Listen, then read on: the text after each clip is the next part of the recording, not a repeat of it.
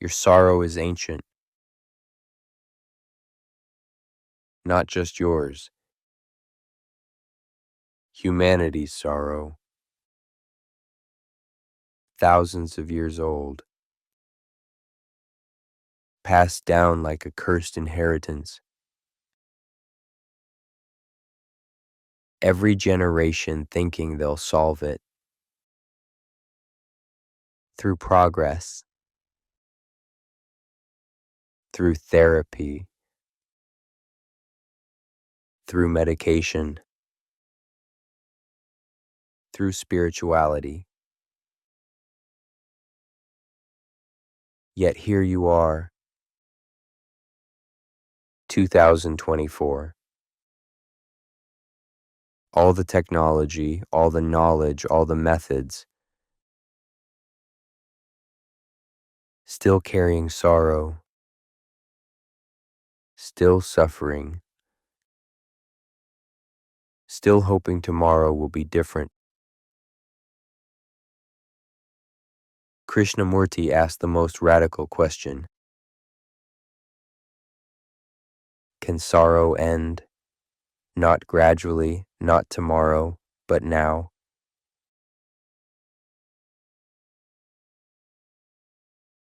What is sorrow really? Loss. I had something, now it's gone. Loneliness. I am isolated, separate, alone. Time. What was, what should be, what never will be. But look closer. Look at what's actually happening. Sorrow is thought. Thought creating time. Thought creating the sufferer. Thought maintaining the story. My mother died 10 years ago. The event, 10 years past. The sorrow, right now. How? Thought. Memory. The story you tell yourself.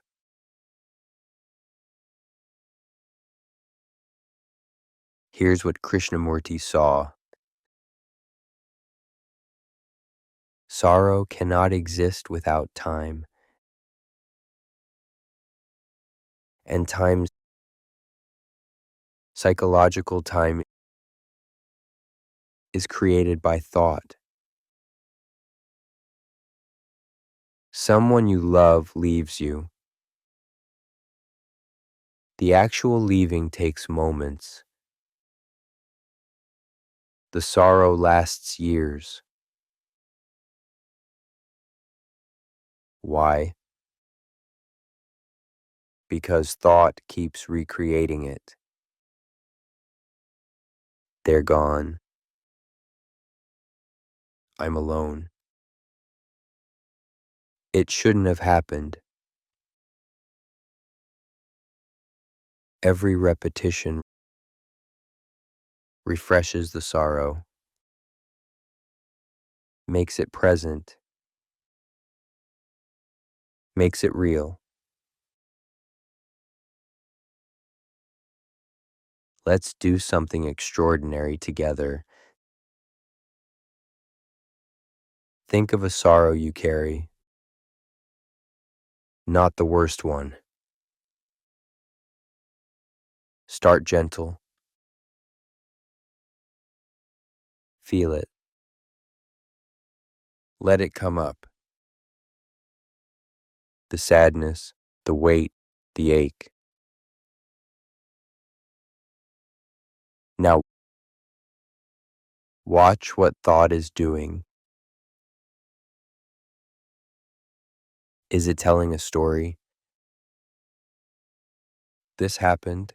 than that which means. Is it comparing? If only things were different. Is it projecting? This will always hurt. Now, the crucial moment. Can you feel the sorrow without the story? Just the raw sensation. No narrative. No me who is sad. No time. Just this feeling. Now, without the word sorrow.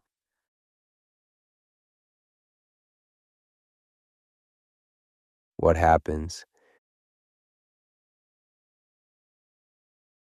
Krishnamurti pointed to something revolutionary. When there is sorrow without the sorrower, sorrow ends. Not suppressed. Not transcended. Not healed over time. Ended. Now. Completely. Because sorrow needs the me to exist. The me who has lost. The me who suffers. The me who remembers. Without the me, there's just energy, sensation, life moving, and life moving without resistance is not sorrow.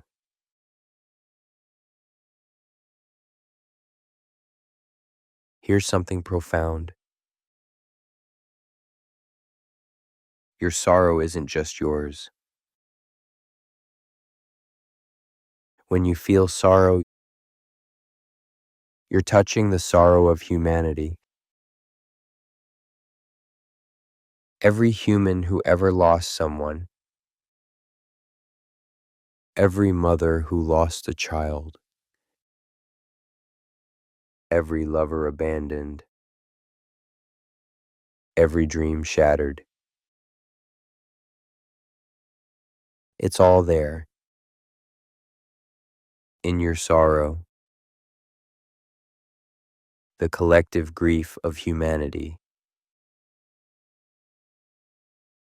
Krishnamurti said, "Your sorrow is the sorrow of mankind."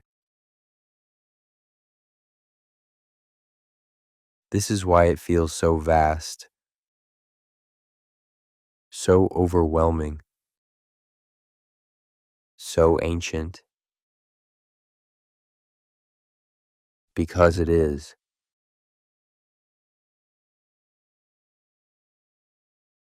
But here's the miracle. When sorrow ends in you completely, it affects the whole. You're not separate from humanity. Your consciousness is human consciousness.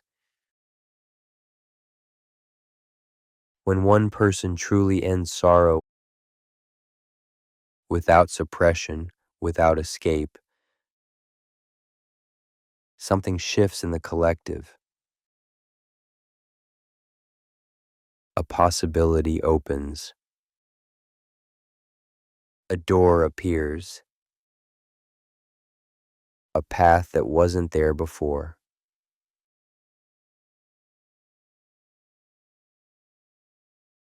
So, how does sorrow actually end? Not through time. That's what everyone promises. Time heals all wounds. Lies. Time buries wounds. Makes them unconscious. They fester underground. Sorrow ends through seeing. Complete seeing. Now. Seeing that the sorrower is the sorrow. Seeing that without thought, creating times, sorrow cannot continue. Seeing that what happened is not happening. It's over. Finished. Done. Only thought makes it present.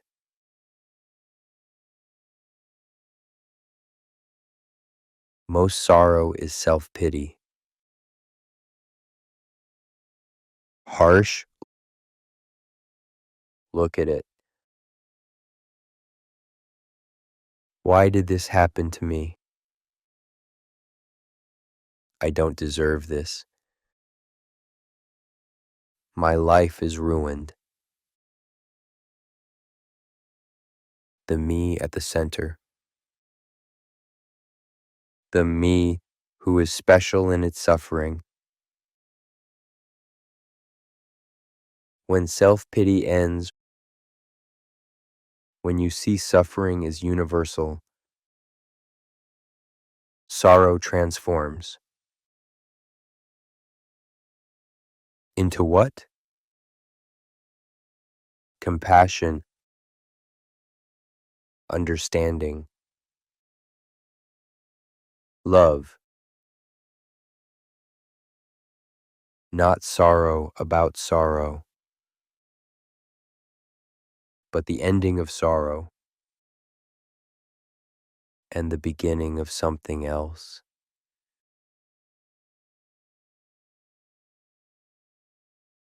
Krishnamurti never offered gradual solutions. He'd say, "Can sorrow end now, this instant?" People would object, "That's impossible. Sorrow takes time to heal." He'd respond, "Does it? Or is that what thought tells you to keep sorrow alive?" Because if sorrow can end now completely, what happens to the identity built on suffering? What happens to the me who is tragic, special, wounded? It dies. And that's why we choose sorrow.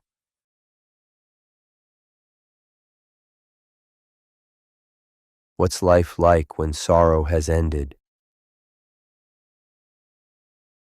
Not when you've suppressed it, not when you've forgotten, but when it's actually ended. Joy without opposite, not happiness, which depends on happenings, but causeless joy, groundless, reasonless. The joy of being alive. Period. Without story, without time, without the sorrower.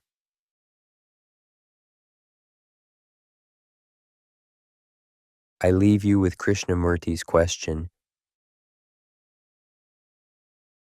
is it possible to end sorrow? Not somebody else's sorrow, but yours completely? Not manage it, not cope with it, not heal it gradually. End it, now, forever. Can you find out? Not through belief, not through practice, but through looking at sorrow so completely, without escape, without time, that the sorrower dissolves,